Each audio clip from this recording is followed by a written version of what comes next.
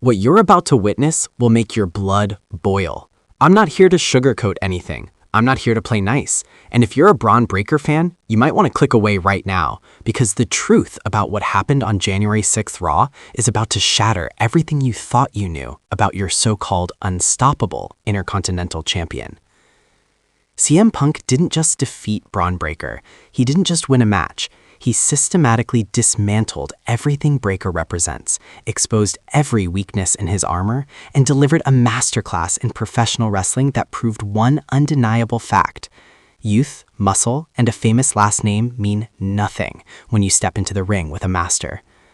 And before you keyboard warrior start typing your rage in the comments, ask yourself this. When was the last time Bron Breakker faced real adversity? When was the last time he couldn't just power his way through an opponent? The answer is going to make you sick. Hello viewers, if you're new here, please don't forget to like and hit the subscribe button for daily updates on WWE Raw. Stay with me, because what I'm about to reveal will change how you see everything.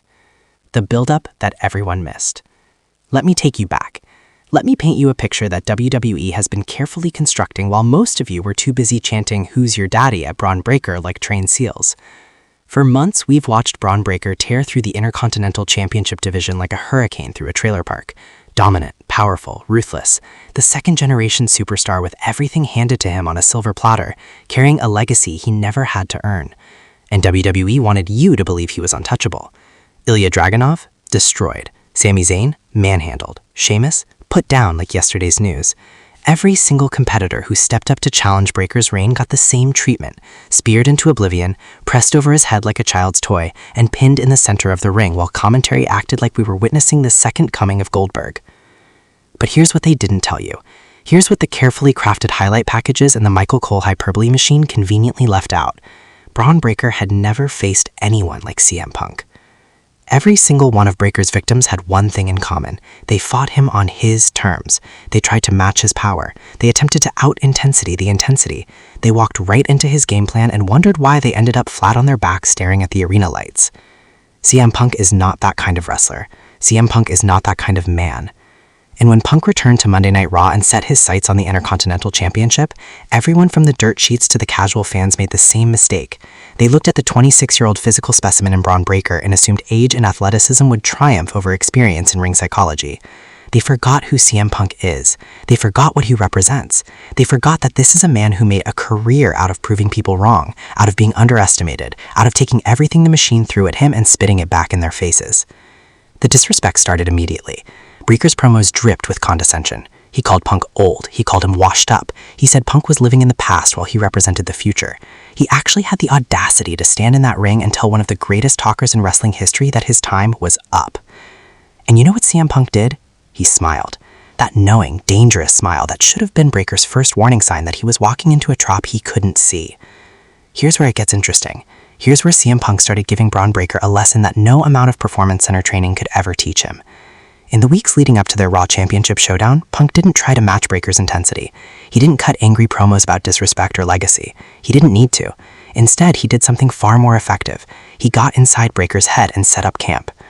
Every interview, every backstage segment, every time these two crossed paths, CM Punk was delivering a masterclass in psychological manipulation that went over most people's heads. He would casually mention Breakker's Uncle Scott. He would reference Rick Steiner's career with just enough respect to make it sound sincere, while the subtext screamed, "You'll never measure up." He talked about how genetic gifts only get you so far, how being born into the business means you skip the hard lessons that forge real champions, how having a path cleared for you makes you soft when adversity finally arrives. And Bron Breakker, he took the bait, every single time. You could see it in his eyes, you could hear it in his voice getting progressively more strained and aggressive with each passing week. CM Punk was doing what he does best, forcing his opponent to wrestle his match before they ever locked up in the ring. By the time January 6th rolled around, Bron Breakker wasn't the cool, collected destroyer we'd seen dominate the mid-card. He was angry, he was emotional, he was exactly where CM Punk wanted him. The Raw Arena in Chicago was electric, and yes, Chicago, CM Punk's hometown, another strategic advantage that Breakker's team should have considered before accepting this match on these terms. The crowd was molten lava hot before the bell even rang. The CM Punk chants shook the building, and you could see it on Breakker's face. For the first time in his main roster run, he looked uncomfortable, he looked out of his element. That's when I knew. That's when anyone paying attention knew. This wasn't going to be another Bron Breakker squash match. This was going to be an education. The bell rings. Bron Breakker charges like he always does, like a bull who only knows one speed, forward. And CM Punk, he's not there. Sidestep.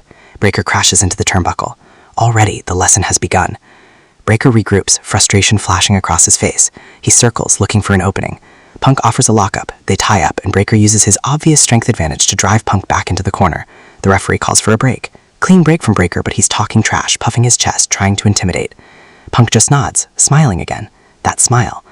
They lock up again. This time Punk transitions immediately into a side headlock. Basic, fundamental, the kind of thing you learn in wrestling school. Breakker tries to shoot him off into the ropes. Punk holds on, tighter, making Breakker work for every single inch. When Breakker finally powers him off, Punk hits the ropes and comes back with a shoulder block attempt. Breakker doesn't budge. Of course he doesn't. Punk knew he wouldn't. Punk points to the ropes, that cocky smirk spreading across his face. Try again. Punk hits the ropes. Breakker drops down. Punk jumps over. Breakker leapfrogs, and when Breakker turns around expecting to catch Punk on the rebound, he eats a perfectly timed dropkick right to the face. The crowd explodes, and that's when you could see it dawn on Bron Breakker. This match wasn't going to go the way he planned. For the next 10 minutes, CM Punk puts on an absolute clinic in ring generalship. Every time Breakker tries to use his power advantage, Punk is 2 steps ahead. Hip toss attempt, Punk counters into an arm drag. Military press, Punk slips out the back and lands a chop block to the knee. That knee. Let's talk about that knee. One of the first lessons any great wrestler learns is that you can't power slam someone when you're on one leg. You can't hit a spear when your knee buckles every time you try to explode forward. And CM Punk knows more about targeting body parts than a medical student. Breakker's left knee became the story of the match. Dragon screw leg whips, shin breakers, a knee clip on the outside that had Breakker howling in pain. Punk even locked in a figure 4 leg lock at one point, sitting back and cranking on that knee while the Chicago crowd lost their collective minds. And here's what made it beautiful. Breakker's power offense requires a solid base. His entire moveset is predicated on explosive strength from the legs. The spear, the power slam, the gorilla press. Take away his wheels and what do you have? A bodybuilder in wrestling trunks. But Bron Breakker is tough. You can't take that away from him. Despite the systematic dismantling of his knee, despite being thoroughly out-wrestled for the majority of the match, he kept fighting. He kept trying to land that one big move that would turn the tide. And he nearly got it. Around the 15-minute mark, Bron Breakker caught Punk coming off the ropes and military pressed him high into the air. The crowd gasped. This was it, the move that had ended so many matches. Breakker held Punk up there, showing off his strength even with a damaged knee, and the arena held its breath. But Punk wiggled free, landed behind Breakker. Chop block, both men down. The referee starts counting, both men struggling to their feet. The crowd is on their feet. This is what championship wrestling looks like. They both make it up at 8. Breakker's limping noticeably now. Punk sees it. Of course he sees it. And like a shark smelling blood in the water, he attacks. Breakker swings a desperate clothesline. Punk ducks, boot to the gut. Could it be? He's setting up for the GTS. Breakker shoves him off. Punk hits the ropes, comes back. Spear! Out of nowhere, Breakker hits the spear, but the impact hurts his knee as much as it hurts Punk. Both men are down. Breakker can't make the immediate cover. He crawls. The crowd is going absolutely insane. Breakker drapes an arm over Punk's chest. The referee drops down. 1, 2, 3. Kick out! CM Punk kicks out of the spear.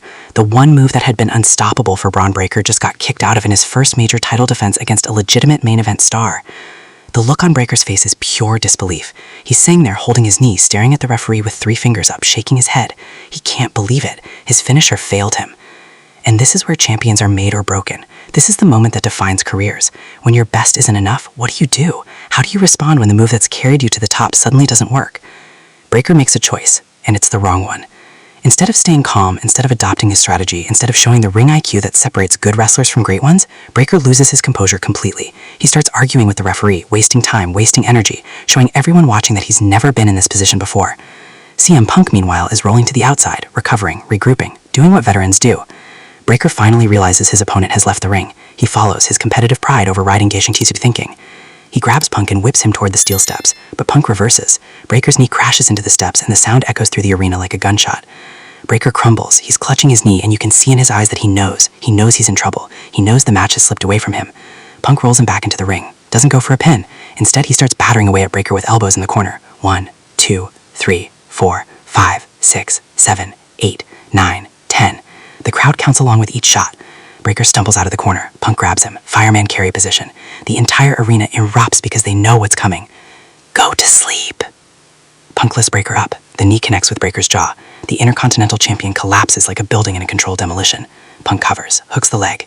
1, 2, 3. The building absolutely explodes. CM Punk has done it. In his hometown, against the supposedly unstoppable young lion, the veteran master has proven that skill, psychology, and experience will always triumph over raw athleticism and genetic gifts when it matters most. But here's where the story gets even more interesting. Here's where the real lesson gets delivered. After the match, as Punk is celebrating with the championship, Bron Breakker is still in the ring. He's sitting in the corner, head in his hands, looking absolutely devastated. And CM Punk does something unexpected. He walks over to Breakker. He extends his hand. The crowd is buzzing. What's happening here? Is Punk going to show respect? Is this the feel-good moment where the veteran helps the young star up? Breakker looks at Punk's hand. You can see the internal struggle on his face. His pride is wounded. His title is gone. Everything he's built over the past year has come crashing down in one 20-minute lesson. He reaches up, takes Punk's hand. Punk pulls him to his feet. And then Punk gets nose-to-nose with him. The microphones don't pick it up, but those of us watching closely can read Punk's lips. Now you know what real championship wrestling looks like. Punk releases his hand, raises the Intercontinental Championship high above his head, and leaves Bron Breakker standing alone in the ring to contemplate what just happened. This is the moment that will define Bron Breakker's career. Not the loss itself, not the title change, but how he responds to this, how he learns from this, whether he takes this lesson to heart or lets it destroy his confidence.